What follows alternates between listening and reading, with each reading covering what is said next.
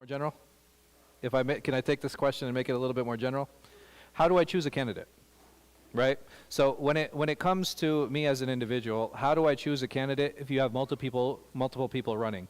I think it's very important for every individual to set their own rubric and to set their own metric. I'm not going to come up here and tell you should vote Democrat or Republican or Libertarian, or maybe Libertarian. But at the same time, I would say to you, like, we have to understand a few things. Number one, that the Muslim community is not monolithic. We can't expect everyone to be a Democrat or a Republican or Libertarian. And on top of that, it's okay to be Muslim and Democrat. It's okay to be Muslim and Republican. It's okay to be Muslim and whatever party it is that you align yourself with. Why? Because they're all political thoughts, right? It's all political thought. These are not religious thought parties. I remember having a conversation with one of the brothers once on systemic racism, right? This is a very charged issue. It's a very problematic one. And the argument was between the two brothers. One brother was like, well, there is systemic racism, and the other brother was like, well, I don't think there is systemic racism. So the question then comes, okay, well, then a conversation ensued, which is one of the healthiest things that I've actually seen come out of this new divisive era. And the brother who is advocating for systemic racism, he's like, okay, well, look at the statistics and look at the numbers, X, Y, Z. And the brother said, okay, well, if you apply it to this minority, well, how come we don't apply it to this minority when similar actions and things happen? And at the end of the day, both of them agreed, if they see an act of oppression, they're both going to do what? They're going to try to stop it. Now, the theory behind it on whether it happens systemically or whether there are like inherent cultural issues that needed to be changed and educated within that community, they're both theories, because we don't know why the oppression is happening. I can propose a theory on why it's happening. You can propose a theory on why it's happening. You can believe that it's because of this or because of the system, and the other person can believe no, because like it's a culture and there's a cultural change that needs to happen. But if we agree that at the end that this is oppression, I think that's a success in and of itself. How to deal with that oppression, this is where you're going to side politically, because these are political theories, and it's very important to understand that. But a political theory, it will forever be political. We can't equate it to a religious one.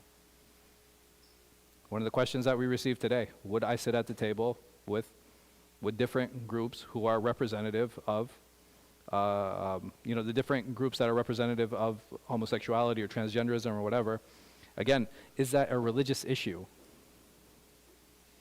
Is it?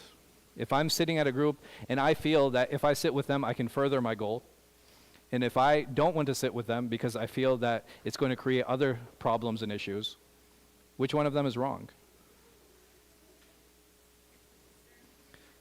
It's not about who's wrong. Both of them want to do what? They want to advance the values of the Muslims, yes or no? But they want to do it in this way. They want to do it by sitting at the table, and they want to do it by not sitting at the table. It's not a religious issue. If we agree that homosexuality is a sin, then we've already succeeded, because that is what our religious values are. If we believe that having transgender surgeries are problematic, and this is something that is anti-Islamic, we're already successful. But does it mean that we cannot work with them or we can work with them? The problem that I have individually is like, how do we determine who to work with and who we don't work with? The issue I have is that many times it's like this group is telling us, hey, we love you and we want to work with you and we want to stand up for your rights. So what do? We start running toward those people. And the other group, we perceive from them that no, they hate us and they dislike us, so we run away from them. Our judgments should never be based off of feelings. Feelings are gauges, and they're important, and they help us make decisions, but we cannot make decisions based off of them. That's important.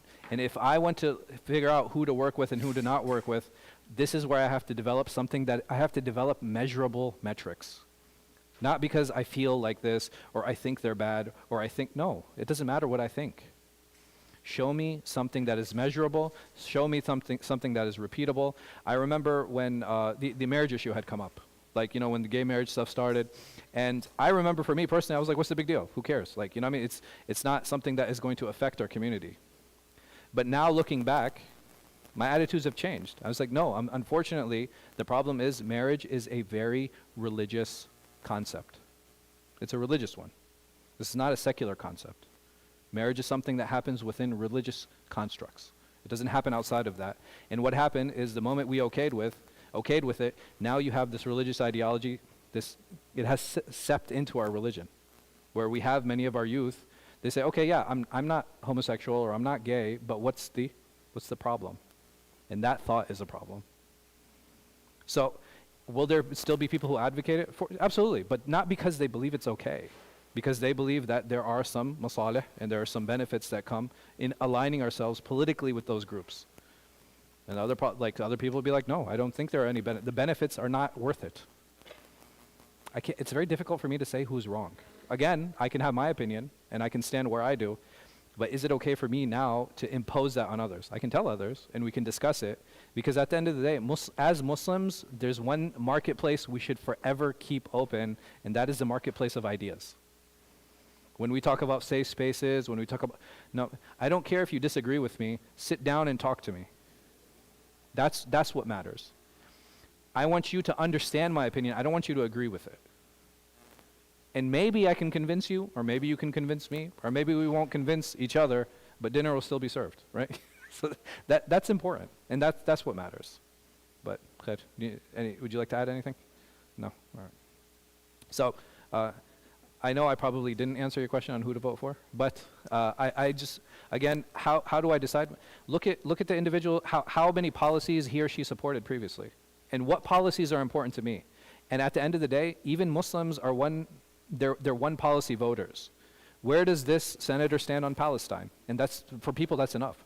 Where does this congressman stand on LGBTQ issues? Where does this person stand concerning foreign affairs? Where does this person stand concerning education? And where does this person stand concerning gun rights, right? And for most people, like most Americans, Muslims included, where he or she stands on that basis, I don't care what the rest of his policies are. I'm going to vote on him because he supports this or he's against this. He's pro-abortion, he's anti-abortion. He's pro-Israel, he's anti-Israel. He's, you know what I mean? Like, he's pro-education, he's anti-education. He's pro-gay, anti-gay. We have to look at people holistically. We can't be one-issue voters. We can't. We have to educate ourselves. We have to. It's very important. And someone might ask, okay, well, why? And what's the purpose? Because we pay taxes. My money's going somewhere. What if Allah asks me about $1? What if he does? I'm not saying he will, but what if he does?